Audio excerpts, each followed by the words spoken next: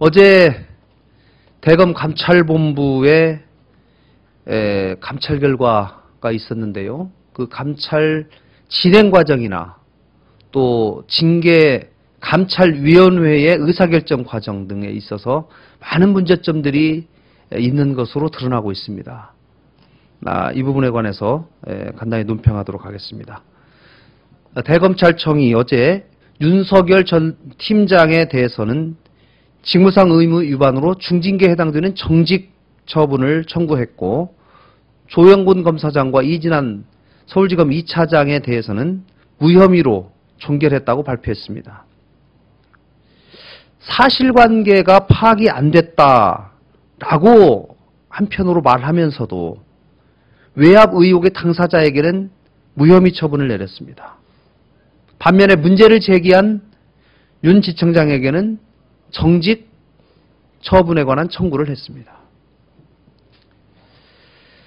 감찰 과정을 보면 더 가관입니다.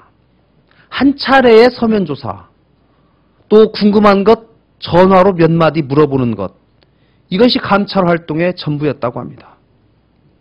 이것을 기초로 한 감찰 결과를 발표한 것은 검찰 스스로 공신력을 떨어뜨리는 차별행위다, 이렇게 말씀드립니다. 진술이 엇갈리면 당연히 대질조사를 해서 진위공방을 벌여야 하는 것이 원칙입니다.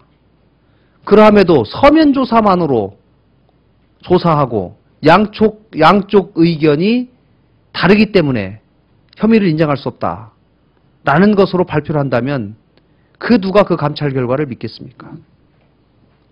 더욱이 감찰위원회에서 윤석열 팀장에 대한 징계 의견, 또 조영곤 지검장에 대한 징계 여부에 관한 의견들이 팽팽히 갈려서 최종 입장을 정리하지 못했다고 합니다. 그럼에도 불구하고 대검에서는 감찰 결과를 먼저 발표했습니다. 이는 감찰 제도와 감찰위원회 제도의 객관성, 신뢰성을 훼손하는 대단히 심각한 문제다라는 점을 말씀드립니다. 감찰위원회가 토론을 해서 서로 의견이 엇갈린다면 더 많은 토론, 더 깊은 토론을 해서 하나의 견해를, 하나의 입장을 정해서 검찰총장에게 건의해야 할 것입니다. 만약 이것도 어렵다면 실제로 의견이 갈린 부분을 있는 그대로 보고를 했어야 할 것입니다. 저는 이번 감찰 결과를 정말 형편없는 감찰 결과다, 이렇게 말씀드리겠습니다. 또한 총체적인 부실, 표적 감찰이다, 이렇게 말씀드리겠습니다. 검찰이 특별수사팀을 꾸려서 수사에 나선 지 7개월 만에 사실상 수사 지휘 라인에 있었던 사람, 또 수사팀 대부분이 중도 하차 내지는 징계를 받게 되었습니다.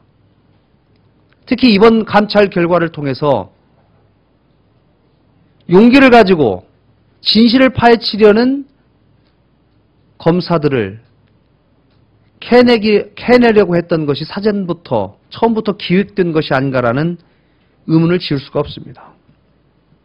특히 이준호 대검 감찰본부장에게 요청합니다.